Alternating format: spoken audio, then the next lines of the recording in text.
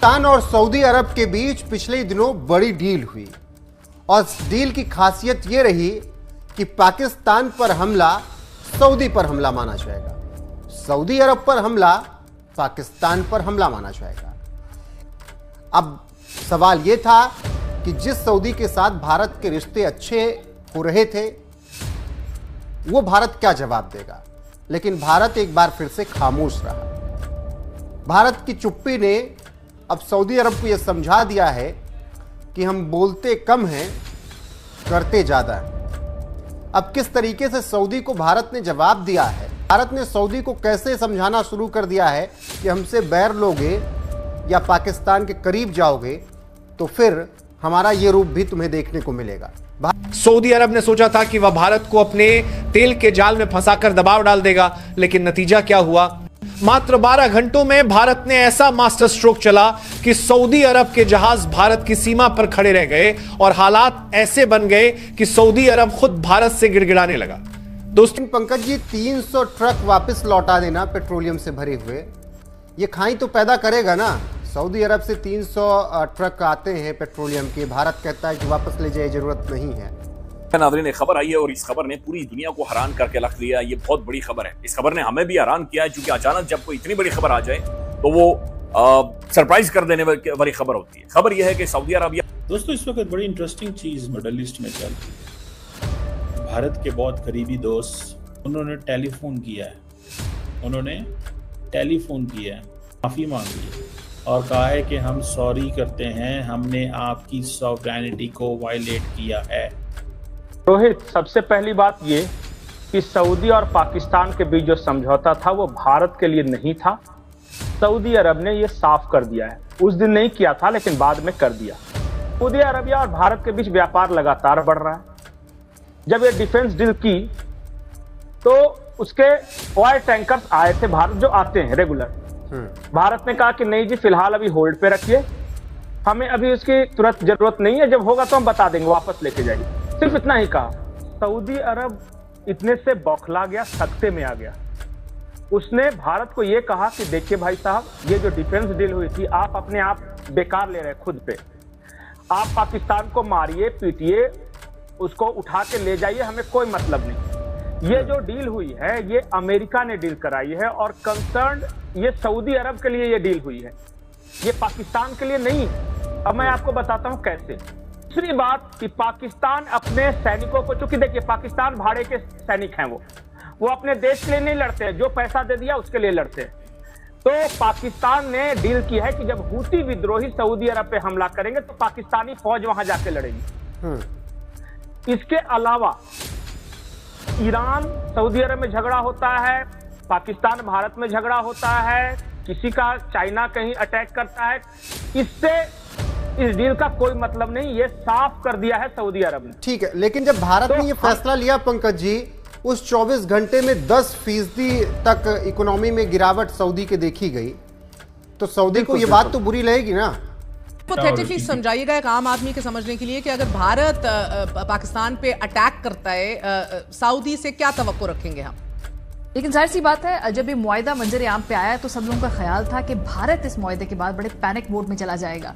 Story की है BBC ने, और बीबीसी के मुताबिक ऐसा नहीं लगता कि ये मुआहिदा इंडिया के लिए कोई बड़ा धचका है। लेकिन अगर जनूबी एशियाई सियासत के तजियाकार माइक कुगलमैन कहते हैं कि पाकिस्तान ने एक ऐसे मुल्क के साथ मुआहिदा किया है जो इंडिया का बड़ा शराकतदार है। अगरचे मुआहिदा मुस्तकबिल में इंडिया को पाकिस्तान पर हमला करने से नहीं रोक पाएगा। भारत को खदशात है क्योंकि भारत सऊदी अरब का दूसरा बड़ा तिजारती पार्टनर है। दोनों ममालिक के दरमियान सालाना $43 बिलियन की तिजारत होती है। प्रोग्राम नहीं बुरी लगेगी, लेकिन बाद में इसलिए तो सफाई दिया उसने कहा कि देख भैया, पाकिस्तान के साथ हम पाकिस्तान के लिए तुम्हारे साथ रिश्ते खराब नहीं करें, आप मत इन सब चक्करों में पड़ो। ये अमेरिका का चक्कर है, ये अरब वर्ल्ड का चक्कर है, तुम्हारे साथ वाले मामले में इस डील का कोई मतलब नहीं तो क्या जरूरत थी तुरंत फोन करके बताने की। भारत ने भी तो इसलिए रोका था ना, लौटाया था कि देखते हैं कि क्या बोलता है, कि सही में वो डिफेंस डील की गहराई कितनी है, ये भी तो हम देख लें। इज इट टू अर्ली, जैसा मंसूर कह रहे हैं बहुत अर्ली है, अभी से खुश ना हो, ये सी इट तो आप लिटिल बिट। पहली बात तो मैं आपको ये बताऊं कि सऊदी अरेबिया क्या कर रहा है, और हम इंडिया जाएंगे 50 बिलियन खर्चेंगे। सऊदी अरेबिया को आप थोड़ा पढ़ें regarding Saudi Arabia, don't think only of Pakistan. Saudi Arabia ने प्रिंस सलमान के तहत उन्होंने फैसला किया है कि हम अब इनवर्ड लुकिंग नहीं होंगे, हम सिर्फ अपने डोमेस्टिक हाइड्रोकार्बन इंडस्ट्री पे नहीं कंसंट्रेट करेंगे, हम एक मल्टीनेशनल कोऑपरेशन बनेंगे, हम खरीदेंगे, हम इन्वेस्ट करेंगे बाहर। आप एक वीक कंट्री हैं, आप एक कमजोर मुल्क हैं, आपकी इकोनॉमी तबाहकुन है, आपको जो पैसे दे आप लपक के पैसे लेते हैं, कर्ज लेते हैं।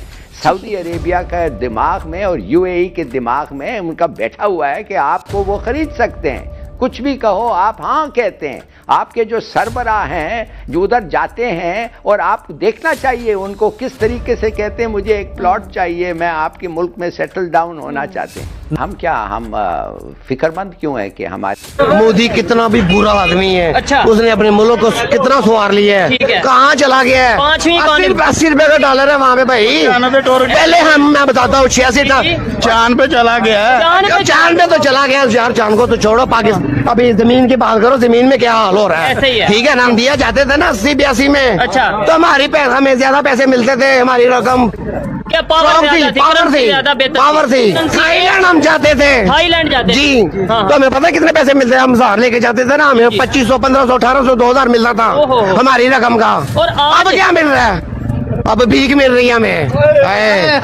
ठीक है। ये मुआहिदा ये है कि सऊदी अरब के ऊपर हमला, पाकिस्तान के ऊपर हमला तस्वर किया जाएगा, लेकिन सुनने में ठीक लगता है। ऐसे मुआहिदे माजी में भी हुए होंगे या मेरे ख्याल में मौजूद होंगे, अभी चूंकि मैंने ये सारी डिटेल्स देखी नहीं है। लेकिन नाज़रीन कि सऊदी अरबिया जो ये एक अरब स्टेट है, और ये सऊदी ये शेख हैं, और ये दुनिया को तेल बेचते हैं। ये तेल बेचकर इनके पास बेशुमार पैसे हैं, ये बहुत अमीर हैं, इनकी स्टैंडिंग है। तो ये हो सकता है, and I think that Pakistan needs a good grand strategy. आपके पास कश्मीर के अलावा कुछ है ही नहीं strategy long term in terms of foreign policy. जैसे एटलीस्ट नरेंद्र मोदी के पास एक आइडिया है कि भारत को 2047 तक विकसित भारत बन जाना चाहिए। So he has a plan and he is trying to get there, right. वैसा आपका कोई मुझे नजर नहीं आता प्लान कि क्या है, like where are you going, by when do you want to get there. क्या आपके पास भाई, आप भी तो 47 में आज़ाद हुए, व्हाई इजंट देयर ए पाकिस्तान का 2047 विजन। अमीर हैं, तेल बेचते हैं दुनिया भर में, और हम क्या करते हैं, हम क्या बेचते हैं दुनिया भर में, हम नाज़रीन दुनिया से मांगते हैं। हमारे पास अपना देने के लिए कुछ नहीं, हम सिर्फ मांगने जाते हैं। लेकिन हमारे पास नाज़रीन एक चीज है, वो हमारा डिफेंस है। यानी शेखों के पड़ोस में, शेखों के जो भाई हैं कतर, वहां पर जब अटैक होता है, अमेरिका का छोटू करता है, इन बेशर्मों के मुंह से चूं भी नहीं निकली। कॉन्फ्रेंस तो बुला ली, वहां पर एक संजीदा एफर्ट पाकिस्तान की तरफ से नजर आई, बाकी किसी के मुंह से नाज़रीन चूं तक नहीं निकली। यानी बदला क्या लेते, अपनी सेल्फ रेस्पेक्ट के लिए खड़े क्या होते, चूंकि कुछ जंगें इज्जत के लिए लड़ी जाती। पार्लियामान के अंदर, पाकिस्तान की यूनिवर्सिटीज में, पाकिस्तान के टेलीविजन के ऊपर डिबेट डिस्कशन ये मुआहिदे से पहले क्यों नहीं हुई? क्यों पाकिस्तान के अंदर अचानक पता चलता है कि